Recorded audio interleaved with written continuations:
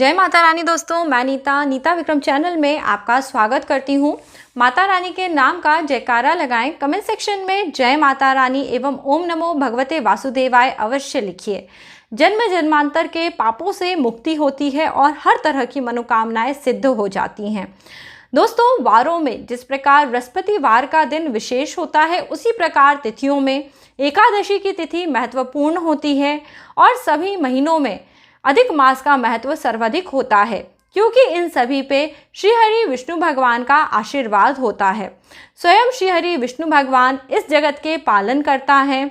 जो भी मनुष्य नाना प्रकार के दुखों से पीड़ित हैं, जैसे धन धान्य की अनुपस्थिति में, दरिद्रता के कारण शोक में रहते हैं, अथवा नाना प्रकार के रोगों से ग्रसित होकर रोगी होकर रहते हैं, उन सभी मनुष्यों के कल्याण के लिए श्रीहरि विष्णु भगवान की उपासना करने मात्र से इस जन्म में सुख सौभाग्य की प्राप्ति हो जाती है। तो दोस्तों, आप सभी को आज मैं एकादशी के दिन पे करा जाने वाला एक विशेष उपाय बता रही हूँ। अगर आप व्रत रखते हैं तो अच्छी बात है, व्रत अगर नहीं भी रखते तो भी इस दिन पे आपको यह 2 शब्द रात के समय जरूर बोलने चाहिए। इन 2 शब्दों को बोलने से जीवन में धन की कमी नहीं होती, आपके दुश्मन आप पे हावी नहीं होते, शरीर में किसी प्रकार के रोगों का कष्ट नहीं होता है। आपको संपूर्ण सुख की प्राप्ति विष्णु भगवान की शरण में जाने से होती है। तो दोस्तों, आप सभी को पता है एकादशी का व्रत प्रत्येक मास में कृष्ण पक्ष और शुक्ल पक्ष में रखा जाता है। इस प्रकार हर महीने 2 एकादशी व्रत होते हैं और इसी प्रकार साल भर में कुल 24 एकादशी के व्रत होते हैं। अधिक मास हमेशा 3 साल के बाद आता है और इस मास को भाग्य परिवर्तन करने वाला महीना कहा जाता है। अधिक मास में करे हुए शुभ कार्यों के परिणाम स्वरूप आपके भाग्य का उदय होता है। जैसे कि आप जप करते हैं, पूजन करते हैं, स्नान करते हैं और दान करते हैं। ये चारों काम अधिक मास में बहुत पुण्यदायी बताए गए हैं। स्नान के लिए आप पवित्र नदियों में जाते हैं, जैसे कि गंगा, नर्मदा जी, और इन नदियों में स्नान करने से विशेष पुण्य फलों की प्राप्ति होती है। इसी प्रकार पूजा पाठ करने से भी विशेष फलों की प्राप्ति होती है और जप तप करने से भी।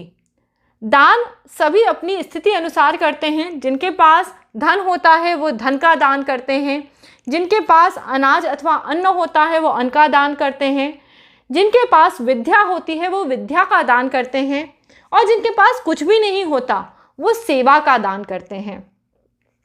जी हाँ दोस्तों, श्रम दान भी एक तरह का दान बताया गया है।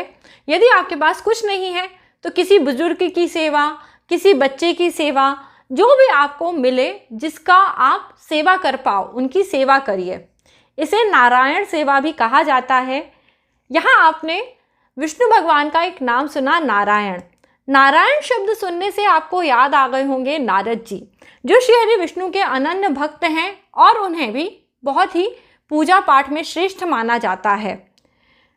विष्णु भगवान अपने भक्तों पे प्रसन्न हो जाते हैं तो अपने भक्तों के कल्याण के लिए उन्हें सभी प्रकार का आशीर्वाद प्राप्त करते हैं।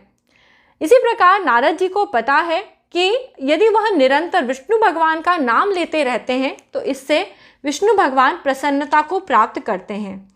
इसलिए वह सदैव नारायण नारायण का जाप करते रहते हैं। दोस्तों, हम सभी निरंतर तो भगवान का जाप नहीं कर पाते, परंतु यदि विशेष तिथियों में विशेष समय पे भगवान का नाम लेते हैं तो उससे भगवान प्रसन्न हो जाते हैं। इसी प्रकार की तिथि एकादशी की तिथि है। सभी को पता होता है कि एकादशी की तिथि में रात्रि जागरण करना या रात के समय विष्णु भगवान का नाम लेना, जप करना श्रेष्ठ फलदायी होता है। तो आपको मैं एक 2 शब्दों का छोटा सा मंत्र बता रही हूँ, सुन लीजिए, और इसको किस प्रकार बोलना है ये भी मैं आपको आगे बताती हूँ। आप सभी एकादशी की रात में ओम नमो नारायणाय, ओम नमो नारायणाय, इस मंत्र को बोलिए। अब बोलना कैसे है ये जान लीजिए, क्योंकि ये बहुत ज़रूरी है। अगर आप इसे सिंपल ऐसे ही बोल लेंगे तो शायद आपको फल की प्राप्ति ना हो। कोई ना कोई आसन जिस पे हम पूजा पाठ करते हैं, बैठते हैं, ज़रूर होता है।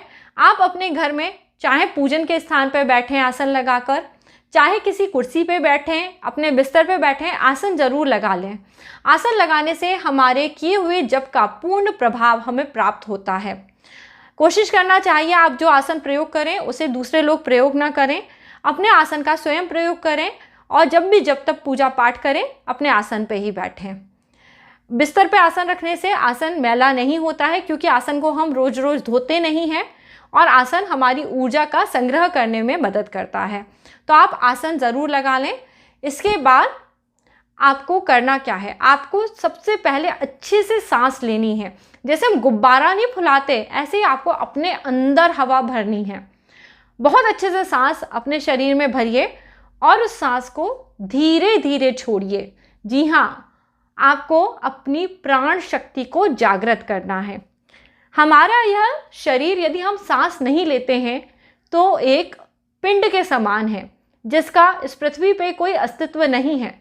जब कोई मर जाता है तो उसके पिंड को दाह अग्नि दे के अंतिम संस्कार कर दिया जाता है, परंतु हमारे अंदर ये जो प्राण शक्ति है यह हमारी भाग्य का सूचक है कि अभी हमारे शरीर में प्राण है। हम भगवान को प्रसन्न कर सकते हैं और अपने इस जन्म में पुण्य का अर्जन कर सकते हैं। तो हमें अपनी प्राण शक्ति को जागृत करने के लिए अच्छे से सांस लेनी है और उसे धीरे धीरे छोड़ना है।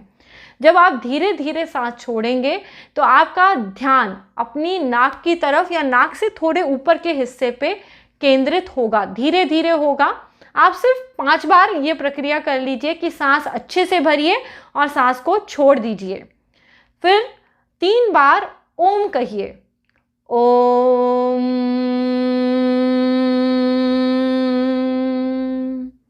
आपने सुना, मैंने ओम बोला तो मैंने ओ छोटा बोला और म को बहुत देर तक, जब तक मैं श्वास छोड़ रही थी तब तक बोलती रही। जब भी हम कोई जाप करते हैं इस तरह से ओम की ध्वनि करने से हमारे मस्तिष्क में एक कंपन होता है और हमारा मस्तिष्क उसी कमल के समान है जिस पे श्री हरि विष्णु शयन करते हैं। जिसके शरीर में उसके मस्तिष्क का विकास अच्छा होता है, उसके जीवन में सुख सौभाग्य स्वतः आ जाता है। तो आप 3 बार ओम जरूर बोल लीजिए। इसके बाद आप जितनी देर आपसे हो पाए, 10 मिनट, 15 मिनट, 20 मिनट ओम नमो नारायणाय इस मंत्र का जाप करिए। एक बात का विशेष ध्यान रखिए कि हम प्रतिदिन अपने कार्यों में बहुत व्यस्त रहते हैं, जैसे कि किसने खाना बनाया, किसने खाना खाया, किसने ये काम करा, किसने वो काम नहीं करा। पुरुष लोग सब ऑफिस की बातों के बारे में सोचते हैं और स्त्रियां घर गृहस्थी की बातों के बारे में कुछ ना कुछ सोचती रहती हैं। पर जब हम भगवान के पास हों या भगवान का जाप करें तब हमें इन विचारों से दूर होना है। जी हाँ दोस्तों, थोड़ा सा हम अपने आप को ये मान लें कि अभी हमारे पास कोई नहीं है, कोई हमारा न पति है न बच्चे हैं, हम सिर्फ भगवान के बारे में सोचें। बोलते हैं ना, हम इतने दुख में हैं, भगवान हमारे बारे में क्यों नहीं सोचते? क्योंकि कभी हम भगवान के बारे में नहीं सोचते। आज जो विधि मैंने आपको बताई है, यदि आप इस दुनिया से 10 या 20 मिनट का ब्रेक लेके अपने लिए ये ब्रेक लीजिए और इस मंत्र को करिए। आपको मांगने की ज़रूरत नहीं पड़ेगी। आपको मैं 1000% इस बात का भरोसा देती हूँ, जो आपकी तकलीफ़ें हैं आपको उनके हल मिलेंगे। आपको अपनी इच्छाओं की पूर्ति होने के संकेत मिलेंगे। विष्णु भगवान, माँ लक्ष्मी की कृपा अद्भुत रूप से आपको प्राप्त होगी। करके तो देखिए। और इस दिन से, यदि आप एकादशी के दिन से आज प्रारंभ कर रहे हैं, कोशिश करिए कम से कम 20 दिन करिए, 40 दिन करिए। आपके मन को तो शांति सुख मिलेगा ही। धन नहीं है तो परेशानी धन की दूर होगी, रास्ते दिखेंगे, क्या कार्य कर सकते हैं। लोग आपकी बात नहीं मानते, लोगों ने आपको नौकरी से निकाल दिया, बेइज्जत कर दिया, नाना प्रकार से दुखी हैं। छोड़ दीजिए सब तरह का कलेश, भगवान की तरफ आइए और भगवान के चरणों में अपनी विनती को कहिए।